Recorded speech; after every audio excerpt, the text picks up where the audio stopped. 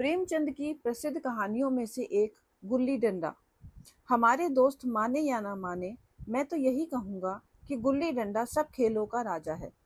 अब भी कभी लड़कों को गुल्ली डंडा खेलते देखता हूँ तो जी लोट-पोट हो जाता है कि इनके साथ जाकर खेलने लगूं। न लॉन की जरूरत, न कोर्ट की, न नेट की, न थापी की। मजे से किसी पेड़ की एक टहनी काट ली, गुल्ली बना ली और दो आदमी भी आ गए तो खेल शुरू हो गया। विलायती खेलों में सबसे बड़ा ऐब है कि उनके सामान महंगे होते हैं। जब तक कम से कम एक सैकड़ा ना खर्च कीजिए, खिलाड़ियों में शुमार ही नहीं हो सकते। यह गुल्ली डंडा है कि बिना हर फिटकरी के चोखा रंग देता है। पर हम अंग्रेजी चीजों के पीछे ऐसे दीवाने हो रहे हैं कि अपनी सभी चीजों से अरुचि हो गई है। हमारे स्कूलों में हर एक लड़के से 3-4 रुपया सालाना केवल खेलने की फीस ली जाती है। किसी को यह नहीं सूझता कि भारतीय खेल खिलाएं जो बिना दाम कौड़ी के खेले जाते हैं। अंग्रेजी खेल उनके लिए है जिनके पास धन है। गरीब लड़कों के सिर क्यों यह व्यसन मढ़ते हो? ठीक है, गुल्ली से आंख फूट जाने का भय रहता है, तो क्या क्रिकेट से सिर फूट जाने, तिल्ली फट जाने, टांग टूट जाने का भय नहीं रहता? अगर हमारे माथे में गुल्ली का दाग आज तक बना हुआ है, तो हमारे कई दोस्त ऐसे भी हैं जो थापी को बैसाखी से बदल बैठे। खैर, यह अपनी अपनी रुचि है। मुझे गुल्ली ही सब खेलों से अच्छी लगती है और बचपन की मीठी स्मृतियों में गुल्ली ही सबसे मीठी है। वह प्रातःकाल घर से निकल जाना, वह पेड़ पर चढ़कर टहनियाँ काटना और गुल्ली डंडे बनाना, वह उत्साह, वह लगन, वह खिलाड़ियों के जमघटे, वह पदना और पदाना, वह लड़ाई झगड़े, वह सरल स्वभाव जिसमें छूत अछूत, अमीर गरीब का बिल्कुल भेद न रहता था, जिसमें अमीराना चोचलों की, प्रदर्शन की, अभिमान की गुंजाइश ही न थी। ये उसी वक्त भूलेगा जब घर वाले बिगड़ रहे हैं, पिताजी चौके पर बैठे वेग से रोटियों पर अपना क्रोध उतार रहे हैं, अम्मा की दौड़ केवल द्वार तक है, लेकिन उनकी विचारधारा में मेरा अंधकार में भविष्य टूटी हुई नौका की तरह डगमगा रहा है। और मैं हूँ कि पदाने में मस्त हूँ, न नहाने की सुधि है, न खाने की। गुल्ली है तो जरा सी, पर उसमें दुनिया भर की मिठाइयों की मिठास और तमाशों का आनंद भरा हुआ है। मेरे हमजोलियों में एक लड़का गया नाम का था। मुझसे 2-3 साल बड़ा होगा। दुबला लंबा, बंदरों की सी लंबी लंबी पतली पतली उंगलियां, बंदरों की सी ही चपलता, वही जल्लाहट। गुल्ली कैसी हो, उस पर वह इस तरह लपकता था जैसे छिपकली कीड़ों पर लपकती है। मालूम नहीं उसके माँ बाप थे या नहीं, कहाँ रहता था, क्या खाता था, पर था हमारे गुल्ली क्लब का चैंपियन। जिसकी तरफ वह आ जाए उसकी जीत निश्चित थी। हम सब उसे दूर से आते देख उसका दौड़ कर स्वागत करते थे और उसे अपना गोइया बना लेते थे। एक दिन हम और गया दो ही खेल रहे थे। वह पदा रहा था, मैं पद रहा था, मगर कुछ विचित्र बात, पदना 1 मिनट का भी अखरता है। मैंने गला छुड़ाने के लिए सब चालें चली जो ऐसे अवसर पर शास्त्र विहित न होने पर भी क्षम्य है, लेकिन गया अपना दाव लिए बगैर मेरा पिंड न छोड़ता था। अनुनय विनय का कोई असर न हुआ। मैं घर की ओर भागा। गया ने मुझे दौड़कर पकड़ लिया और डंडा तानकर बोला, मेरा दाव देकर जाओ। पदाया तो बड़े बहादुर बनके, पदने की पैर क्यों भागे जाते हो? तुम दिन भर पदाओ तो मैं दिन भर पदता रहूं? हाँ, तुम्हें दिन भर पदना पड़ेगा। न खाने जाऊं न पीने जाऊं? हाँ, मेरा दाव दिए बिना कहीं नहीं जा सकते। मैं तुम्हारा गुलाम हूँ? हाँ, मेरे गुलाम हो। मैं घर जाता हूँ, देखूं मेरा क्या कर लेते हो। घर कैसे जाओगे, कोई दिल लगी है? दाव दिया है, दाव लेंगे। अच्छा, कल मैंने तुम्हें अमरूद खिलाया था, वह लौटा दो। वह तो पेट में चला गया। निकालो पेट से, तुमने क्यों खाया मेरा अमरूद? अमरूद तुमने दिया तब मैंने खाया, तुमसे मांगने ना गया था। जब तक मेरा अमरूद ना दोगे मैं दाव ना दूंगा। मैं समझता था न्याय मेरी ओर है, आखिर मैंने किसी स्वार्थ से ही उसे अमरूद खिलाया होगा। कौन निस्वार्थ किसी के साथ सलूक करता है? भिक्षा तक तो स्वार्थ के लिए ही देते हैं। जब गया ने अमरूद खाया तो फिर उसे मुझसे दाव लेने का क्या अधिकार है? रिश्वत देकर तो लोग खून पचा जाते हैं, यह मेरा अमरूद यूं ही हजम कर जाएगा? अमरूद पैसे के 5 वाले थे जो गया के बाप को भी नसीब न होंगे। यह सरासर अन्याय था। गया ने मुझे अपनी ओर खींचते हुए कहा, मेरा दाव देकर जाओ। अमरूद समरूद मैं नहीं जानता, मुझे न्याय का बल था, वह अन्याय पर डटा हुआ था।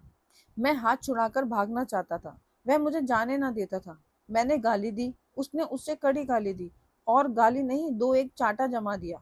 मैंने उसे दांत काट लिया, उसने मेरी पीठ पर डंडा जमा दिया। मैं रोने लगा।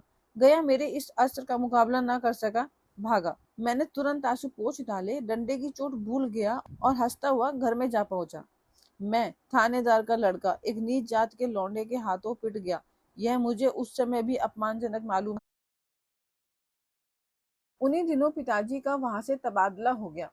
नई दुनिया देखने की खुशी में ऐसा फूला कि अपने हमजोलियों से बिछुड़ जाने का बिल्कुल दुख न हुआ। पिताजी दुखी थे, यह बड़ी आमदनी की जगह थी। अम्मा जी भी दुखी थी, यहाँ सब चीजें सस्ती थी और मोहल्ले की स्त्रियों से घराब सा हो गया था। लेकिन मैं मारे खुशी के फूला न समाता था, लड़कों से जीट उड़ा रहा था। वहाँ ऐसे घर थोड़े ही होते हैं, ऐसे ऐसे ऊंचे घर हैं कि आसमान से बातें करते हैं। वहाँ के अंग्रेजी स्कूल में कोई मास्टर लड़कों को पीटे तो उसे जेल हो जाए। मेरे मित्रों की फैली हुई आंखें और चकित मुद्रा बतला रही थी कि मैं उनकी निगाह में कितना ऊंचा उठ गया हूँ। बच्चों में मिथ्या को सत्य बना लेने की वह शक्ति है जिसे हम, जो सत्य को मिथ्या बना लेते हैं, क्या समझेंगे। उन बेचारों को मुझसे कितनी स्पर्धा हो रही थी, मानो कह रहे थे, तुम भाग्यवान हो भाई, जाओ, हमें तो इस उजड़ ग्राम में जीना भी है और मरना भी। 20 साल गुजर गए। मैंने इंजीनियरिंग पास की और उसी जिले का दौरा करता हुआ उसी कस्बे में पहुंचा और डाक बंगले में ठहरा। उस स्थान को देखते ही इतनी मधुर बाल स्मृतियां हृदय से जाग उठी कि मैंने छड़ी उठाई और कस्बे की सैर करने निकला। आंखें किसी प्यासे पथिक की भांति बचपन के उन क्रीड़ा स्थलों को देखने के लिए व्याकुल हो रही थी। पर उस परिचित नाम के सिवा वहां और कुछ परिचित ना था। जहाँ खंडर था, पक्के मकान थे। जहाँ बरगद का पुराना पेड़ था, वहां अब एक नया सुंदर बगीचा था। स्थान का काया पलट हो गया था। अगर उसके नाम और स्थिति का ज्ञान न होता तो मैं इसे पहचान भी न सकता। बचपन की संचित और अमर स्मृतियां बाहें खोले अपने उन पुराने मित्रों से गले मिलने को अधीर हो रही थी। मगर वह दुनिया बदल गई थी। ऐसा जी होता था कि उस धरती से लिपट कर रोऊं और कहूं, तुम मुझे भूल गई, मैं तो अब भी तुम्हारा वही रूप देखना चाहता हूँ। सहसा एक खुली हुई जगह में मैंने 2-3 लड़कों को गुल्ली डंडा खेलते देखा। एक क्षण के लिए मैं अपने को बिल्कुल भूल गया कि मैं एक ऊंचा अफसर हूँ, साहसी ठाट में, रौब और अधिकार के आवरण में हूँ। जाकर एक लड़के से पूछा, क्यों बेटे, यहाँ कोई गया नाम का आदमी रहता है? एक लड़के ने गुल्ली डंडा समेट कर सहमे हुए स्वर में कहा, कौन? गया? गया चमार। मैंने यूं ही कहा, हाँ हाँ वही। गया नाम का कोई आदमी है तो शायद वही तो। हाँ है तो। वो लड़के आपस में एक दूसरे से पूछने लगे, जरा उसे बुला सकते हो? लड़का दौड़ा हुआ गया और एक क्षण में एक 5 हाथ के काले देव को साथ लिए आता दिखाई दिया। मैं दूर से ही पहचान गया। उसकी ओर लपकना चाहता था कि उसके गले लिपट जाऊं, पर कुछ सोच कर रह गया। बोला, कहो गया, मुझे पहचानते हो? गया ने झुककर सलाम किया। हाँ मालिक, भला पहचानूंगा क्यों नहीं, आप मजे में रहें। बहुत मजे में। तुम अपनी कहो। डिप्टी साहब का साइस हूँ। मतई, मोहन, दुर्गा, ये सब कहाँ है, कुछ खबर है? मतई तो मर गया, दुर्गा और मोहन दोनों डाकिया हो गए। आप? मैं तो जिले का इंजीनियर हूँ। सरकार तो पहले ही बड़े जहीन थे। आप कभी गुल्ली डंडा खेलते हो? गया ने मेरी और प्रश्न की आंखों से देखा। अब गुल्ली डंडा क्या खेलूंगा सरकार, अब तो पेट के धंधे से छुट्टी नहीं मिलती। आओ आज हम तुम खेलें, तुम पदाना हम पदेंगे, तुम्हारा एक दाव हमारे ऊपर है, वह आज ले लो। गया बड़ी मुश्किल से राजी हुआ। वह ठहरा टके का मजदूर, मैं एक बड़ा अफसर, हमारा और उसका क्या जोड़। बेचारा झेप रहा था, लेकिन मुझे भी कुछ कम झेपना थी। इसलिए नहीं कि मैं गया के साथ खेलने जा रहा था, बल्कि इसलिए कि लोग इस खेल को अजूबा समझकर इसका तमाशा बना लेंगे और अच्छी खासी भीड़ लग जाएगी। उस भीड़ में वह आनंद कहाँ रहेगा। पर खेले बगैर तो रहा नहीं जाता था। आखिर निश्चय हुआ कि दोनों जने बस्ती से दूर जाकर एकांत में खेलें। वहां कौन सा कोई देखने वाला बैठा होगा। मजे से खेलेंगे और बचपन की उस मिठाई को खूब रस ले लेकर खाएंगे। मैं गया को लेकर डाक बंगले पर आया और मोटर में बैठकर दोनों मैदान की ओर चले। साथ में एक कुल्हाड़ी ले ली। मैं गंभीर भाव धारण किए हुए था, लेकिन गया इसे अभी तक मजाक ही समझ रहा था। फिर भी उसके मुख पर उत्सुकता या आनंद का कोई चिन्ह न था।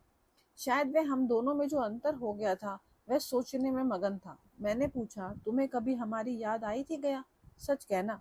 गया झेपता हुआ बोला, मैं आपको क्या याद करता हजूर, किस लायक हूँ? भाग में आपके साथ कुछ दिन खेलना बदा था, नहीं मेरी क्या गिनती। मैंने कुछ उदास होकर कहा, लेकिन मुझे तो बराबर तुम्हारी याद आती थी। तुम्हारा वह डंडा जो तुमने तान कर जमाया था, याद है ना? गया ने पछताते हुए कहा, वह लड़कपन था सरकार, उसकी याद ना दिलाओ। वाह, मेरे बाल जीवन की सबसे रसीली याद है। तुम्हारे उस डंडे में जो रस था वह तो अब न आदर सम्मान में पाता हूँ न धन में। कुछ ऐसी मिठास थी उसमें कि आज तक उससे मन मीठा होता रहता है। इतनी देर में हम बस्ती से कोई 3 मील निकल आए। चारों तरफ सन्नाटा है। पश्चिम की ओर कोसों तक भीमताल फैला हुआ है, जहाँ आकर हम किसी समय कमल के पुष्प तोड़ ले जाते थे और उसके झुमके बनाकर कानों में डाल लेते थे। जेठ की संध्या केसर में डूबी चली आ रही है। मैं लपक कर एक पेड़ पर चढ़ गया और एक टहनी काट लाया। चटपट गुल्ली डंडा बन गया। खेल शुरू हो गया। मैंने गुच्ची में गुल्ली रखकर उछाली। गुल्ली गया के सामने से निकल गई। उसने हाथ लपकाया जैसे मछली पकड़ रहा हो। गुल्ली उसके पीछे जाकर गिरी। यह वही गया है जिसके हाथों में गुल्ली जैसे आप ही आप जाकर बैठ जाती थी। वह दाहिने बाएं कहीं हो, गुल्ली उसकी हथेलियों में ही पहुंचती थी, जिसे गुल्लियों पर वशीकरण डाल देता हो। नई गुल्ली, पुरानी गुल्ली, छोटी गुल्ली, बड़ी गुल्ली, नोकदार गुल्ली, सपाट गुल्ली, सभी उसे मिल जाती थी, जैसे उसके हाथों में कोई चुंबक हो जो गुल्लियों को खींच लेता हो। लेकिन आज गुल्ली को उससे प्रेम नहीं रहा। फिर तो मैंने पदाना शुरू किया। मैं तरह तरह की धांधलियां कर रहा था। अभ्यास की कसर बेईमानी से पूरी कर रहा था। हुच जाने पर भी डंडा खेले जाता था। हालांकि शास्त्र के अनुसार गया की बारी आनी चाहिए थी। गुल्ली पर जब ओछी चोट पड़ती और वह जरा दूर गिर पड़ती तो मैं झटपट उसे खुद उठा लेता और दोबारा टांग लगाता। गया यह सारी बेकायदगियां देख रहा था, पर कुछ न बोलता था, जैसे उसे वह सब कायदे कानून भूल गए। उसका निशाना कितना अचूक था। गुल्ली उसके हाथ से निकलकर टन से डंडे में आकर लगती थी। उसके हाथ से छूटकर उसका काम था डंडे से टकरा जाना। लेकिन आज वह गुल्ली डंडे में लगती ही नहीं। कभी दाहिने जाती, कभी बाहिने, कभी आगे, कभी पीछे। आधा घंटे पदाने के बाद एक बार गुल्ली डंडे में आ लगी। मैंने धांधली की, गुल्ली डंडे में नहीं लगी। बिल्कुल पास से गई, लेकिन लगी नहीं। गया ने किसी प्रकार का संतोष प्रकट न किया। ना लगी होगी। डंडे में लगती तो क्या मैं बेईमानी करता? नहीं भैया, तुम भला बेईमानी करोगे? बचपन में मजाल था कि मैं ऐसा घपला करके जीत जाता। यही गया गर्दन पर चढ़ बैठता, लेकिन आज मैं उसे कितनी आसानी से धोखा दिए चला जाता था। गधा है, सारी बातें भूल गया। सहसा गुल्ली फिर डंडे में लगी और इतने जोर से लगी जैसे बंदूक छूटी हो। इस प्रमाण के सामने जब किसी तरह की धांधली करने का साहस मुझे इस वक्त भी ना हो सका, लेकिन क्यों ना एक बार सच को झूठ बनाने की चेष्टा करूं। मेरा हर्ज ही क्या है? मान गया तो वाह वाह, नहीं तो 2-4 हाथ पदाना ही तो पड़ेगा। अंधेरे का बहाना करके जल्दी से गला छुड़ा लूंगा, फिर कौन दाव देने आता है। गया ने विजय के उल्लास में कहा, लग गई टन से बोली। मैंने अनजान बनने की चेष्टा करके कहा, तुमने लगते देखा? मैंने तो नहीं देखा। टन से बोली है सरकार। और जो किसी ईंट में लग गई हो? मेरे मुख से यह वाक्य उस समय कैसे निकला, इसका मुझे खुद आश्चर्य है। इस सत्य को झुठलाना वैसे ही था जैसे दिन को रात बताना। हम दोनों ने गुल्ली को डंडे में जोर से लगते देखा था, लेकिन गया ने मेरा कथन स्वीकार कर लिया। हाँ, किसी ईंट में ही लगी होगी।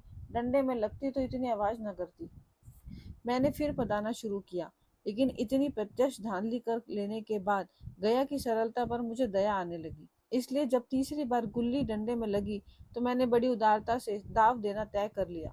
गया ने कहा, अब तो अंधेरा हो गया भैया, कल पर रखो। मैंने सोचा कल बहुत सा समय होगा, यह ना जाने कितनी देर पड़े, इसलिए इसी वक्त मामला साफ कर लेना चाहिए। नहीं नहीं, अभी बहुत उजाला है, तुम अपना दाव ले लो, गुल्ली सूझेगी नहीं, कुछ परवाह नहीं। गया ने पदाना शुरू किया, पर उसे अब बिल्कुल अभ्यास न था। उसने 2 बार टांड लगाने का इरादा किया, पर दोनों ही बार हुच गया। 1 मिनट से कम में वह दाव पूरा कर चुका। बेचारा घंटा भर पदा, पर 1 मिनट में ही अपना दाव खो बैठा। मैंने अपने हृदय की विशालता का परिचय दिया। एक दाव और खेल लो, तुम पहले ही हाथ में हुच हो गई। नहीं भैया, बंदेरा हो गया, तुम्हारा अभ्यास छूट गया। क्या कभी खेलते नहीं? खेलने का समय कहाँ मिलता है भैया। हम दोनों मोटर पर जा बैठे और चिराग जलते जलते पड़ाव पर पहुंच गए। गया चलते चलते बोला, कल यहाँ गुल्ली डंडा होगा, सभी पुराने खिलाड़ी खेलेंगे, आप भी आओगे? जब आपको फुर्सत हो तभी खिलाड़ियों को बुलाऊंगा। मैंने शाम का समय दिया और दूसरे दिन मैच देखने आया। कोई 10-10 आदमियों की मंडली थी। कई मेरे लड़कपन के साथी निकले। अधिकांश युवक थे जिन्हें मैं पहचान न सका। खेल शुरू हुआ। मैं मोटर में बैठा बैठा तमाशा देखने लगा। आज गया का खेल, उसका वह नैपुण्य देखकर मैं चकित हो गया। टांड लगाता तो गुल्ली आसमान से बातें करती। कल की सी वह झिझक, वह हिचकिचाहट, वह बेदिली आज न थी। लड़कपन में जो बात थी आज उसने पूर्णता प्राप्त कर ली थी। कहीं कल इसने मुझे इस तरह पदाया होता तो मैं जरूर रोने लगता। उसके डंडे की चोट खाकर गुल्ली 200 गज की खबर लाती थी। पदने वालों में एक युवक ने धांधली की। उसने अपने विचार में गुल्ली लपक ली थी। गया का कहना था गुल्ली जमीन में लगकर उछली थी। इस पर दोनों में ताल ठोकने की नौबत आ गई। युवक दब गया। गया का तमतमाया हुआ चेहरा देखकर डर गया। अगर वह दब न जाता तो जरूर मारपीट हो जाती। मैं खेल में न था, पर दूसरों के इस खेल में मुझे वही लड़कपन का आनंद आ रहा था जब हम सब कुछ भूलकर खेल में मस्त हो जाते थे। अब मुझे मालूम हुआ कि कल गया ने मेरे साथ खेला नहीं, केवल खेलने का बहाना किया। उसने मुझे दया का पात्र समझा। मैंने धांधली की, बेईमानियां की, पर उसे जरा भी क्रोध न आया, इसलिए कि वह खेल ना रहा था, मुझे खिला रहा था, मेरा मान रख रहा था। वह मुझे पदाकार, मेरा कचूमर नहीं निकालना चाहता था। मैं अब अफसर हूँ। यह अफसरी मेरे और उसके बीच में दीवार बन गई है। अब मैं उसका लिहाज पा सकता हूँ, अदब पा सकता हूँ, साहचर्य नहीं पा सकता। लड़कपन था तब मैं उसका समकक्ष था। हम में कोई भेद न था। यह पद पाकर अब मैं केवल उसकी दया के योग्य हूँ। वह मुझे अपना जोड़ नहीं समझता। वह बड़ा हो गया है, मैं छोटा हो गया हूँ। समाप्त।